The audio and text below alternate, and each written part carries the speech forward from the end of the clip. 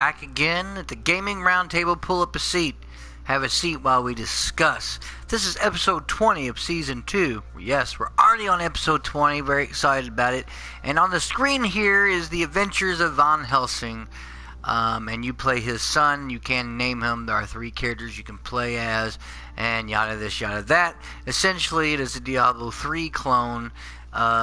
More about the console Diablo 3 than the PC Diablo 3 than anything else. Now, the game did come out on PC a couple years back, hence is the name of this particular Gaming Roundtable, so PC to console ports. So, I actually had already decided I wanted to get this game because I'm a big, huge fan of anything Diablo and any type of action RPGs or ARPGs. I love action RPGs. They are one of my favorite genres.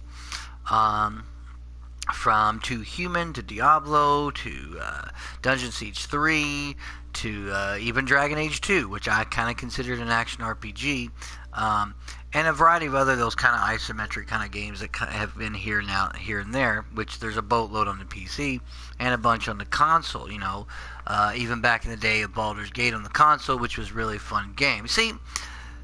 But here's my problem, though. See, I was reading reviews of this particular game and watching reviews of this particular game, and the game, like I said, is about, I think, 2 or 3 years old. What really blows my mind about these reviewers is they seem to think that when a PC title, even if that PC title is 3 years old, 2 years old, a year old, 5 years old, whatever, they think that because it's automatically transferred to the console, these powerful consoles, now granted PCs are always going to be more powerful, but these consoles, that all of a sudden there should be this crazy enhanced game than it was on the PC. The texture should be way higher res, and HD textures. There should be all this volumetric lighting and shadowing and all the stuff in between because, hey, it's on the console now. Those other games do it. And because they may not do that on the port, they think they knock it. They give it a notch or 2 down on the points on the review. And I don't review games, I easily could, not going to. And the problem with these idiot reviewers is that I don't think they really understand, especially the guys on PlayStation Lifestyle. They just blow me away. They don't really understand that, in order for this game to be, up, I guess you could say, like up in to be up to that standard. How you doing, Pamela? The problem is that company would have to go back into the game and program in the source code for volumetric lighting, for cascade effects, ultra shadowing in detail, going back to individual textures that they textured, like this stone texture back here, or this character's, cape. And would have to go back in and redo the resolution and clean it up more with art and all the stuff that takes to make a game, right? And it doesn't make a whole lot of sense to me that as a reviewer, you're going to knock it down because, it was a PC port. It came out 2 years ago, but because it's on the console, it should be that much better. They're not going to do that. They're not going to go back in and remake the game, which is essentially what they would have to do. Now, I know what you're thinking. Well, what about these remastered games that come out, like, the Handsome Jack Collection or DMC or these other games that have been remastered for the console? That's totally different. And the reason that is because a remaster, like a CD that's been remastered, they have to go back in to the actual game itself and do the improvements, which is what I'm talking about. A port is simply that. We took this game, transferred it over to this console, and mapped it to a controller, and there's your fucking game, right? But a remaster has actually been gone into and retooled with higher texturing and higher and different effects and things like that added. That's what they do. But a PC, a console port, is just that. It's a port. They're not going to go back in and do that. That takes time. That takes money. Especially a game like this, Adventures of Van Helsing, for example. Let's go ahead and hit the story. And I've seen the cutscene already. I skipped that. This is a very Diablo 3 style game. It's actually like ridiculous, and I'll show you some things about it here. But my main focus on the game is these PC ports to console. I remember playing Darkstar 1, which was a PC port. And it came out on the Xbox, I believe, in 2010, something like that. And it was ported but it was on a PC like back in like 2007 or something. The only thing that they did, besides change the title of the game to Darkstar 1 Broken Alliance, they added Broken Alliance, was all they did was make it to where it can run in 1080p, a higher res. That's it. And that mainly was just so it could support high definition televisions. That's it. That's it. Because high def was all the rave then. So the whole point is that's what it was about. And it really floors me that these reviewers will score a PC port less on the console because they think that because it's automatically put on the console that hey guys, automatically on a console means hey, super all these improvements and all that. And that's not what it means. It is not. That is not how it works. And it's strange that people who think that these ports are automatically just going to be like that much better than the PC. That is absolutely not true. That's not how it happens. And but anyway, I want to show you something real quick that's very Diablo 2, by the way. So let's look at my inventory. So on Diablo 3 on the console, it's so funny. The circular inventory wheel, as you see on the right, is actually on the left, right? And then the left, right, but anyway.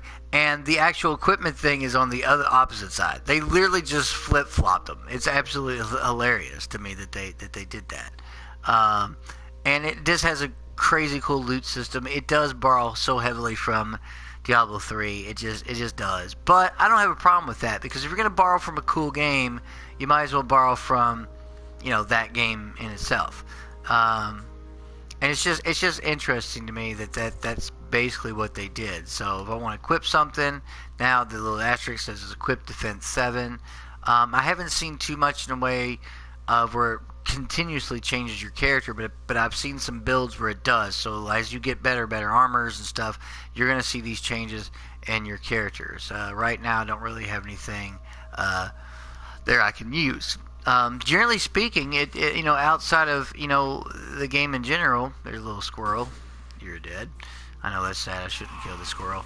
But outside of a few other things here and there in the game, I mean, it's just. But this was on the PC, and this looks. I've looked up the actual how this game runs on the PC, and way it looks. It's no different. This is a PC port to console should be faithful to that game. And as I said before, they are not, you're going to blow up the bridge, they are not going to go back into the game and redo the textures and let's do the code for volumetric lighting, high def shadows, and all the stuff that would actually truly turn this into a game, especially when a game gets released and it's a lower price. They're not going to do that. And because that takes, again, time, it takes money. You're going to have to, and they're not going to charge a lesser price if they're going to have to go back in and do that. But for some reason, these review sites out there and even YouTubers out there have a tendency to review PC ports to console and give them lesser marks. It's like they don't understand, that the concept. It's like, no, that's not how this works. Like, you got to I gotta heal real quick. They would have to go in and change too much. They're just gonna port it over and give us a cool game. This game sells for $20. It's basically a $20 Diablo 3, and basically is what it does. Katarina is a ghost that is indentured to the Van Helsings, and it's actually a long run. This is actually, even though it says The Adventures of Van Helsing is really the third game in the series, but it's actually a really cool game. They really did a good job on it. This actually lets you this is what's funny. This game actually allows you to increase your stats, where like most action RPGs don't, where you actually have stats, and so you have different builds. So I got 5 points. I'm gonna give a couple to Dex, a couple of that, 1 to Luck. Body gives you more bonus to hit points, defenses, damages, dexterity to range damage, dodge value, willpower, of course, is mana. Luck is like finding gold, magical items, dodging, and all that other stuff critical. But anyway, that's the whole point about this game, is that a PC port to console is just a port. You reviewers cannot sit there and give it, I'm going to give it, I think the game's great, but I'm going to give it a 6 because I thought because it went over to consoles, it should be just so much better looking, when it's not going to be better looking. It was built on the PC to begin with. The PC has better statistics than our current gen consoles. They just do. I can build some shit from Alienware that makes like the Xbox One and PS4 look like they're standing still. I'm not going to do that because I'm a console gamer, but you understand my point. So I'm telling you, reviewers out there, if you're going to review a port, keep that in mind. It's just a port. Just because you move it over to console does not mean it's going to all of a sudden be that much better looking of a game, that much better this, all this stuff's added. That's not what happens. Thank you for tuning in to the Gaming Roundtable. I really appreciate you tuning in. And I really want you to subscribe to my channel. Hit the like button. Tell your friends about the Gaming Roundtable, Juiceman3941. I'm on the PSN Network. Hey, if you want to hit me up in game sometime, Juiceman3941. Juice, all caps, little caps, man, 3941. I'm glad to friend you, glad to game with you. And if you'd like to be on an episode of Gaming Roundtable, please leave me a comment. Friend me up, and we'll put you on an episode, and maybe we can talk about some things that some other subjects and whatnot. We'll have an episode with a guest. Anyway, you guys, been great. Thank you always. Another shout out to Gaming Girl 18. Thank you for watching. Another shout out to Pamela and my other subscribers. Thank you so much for watching the show and making the Gaming Roundtable your choice for not news, not reviews, but a little bit of attitude. Anyway, thanks, gamers. And as always, good fucking gaming.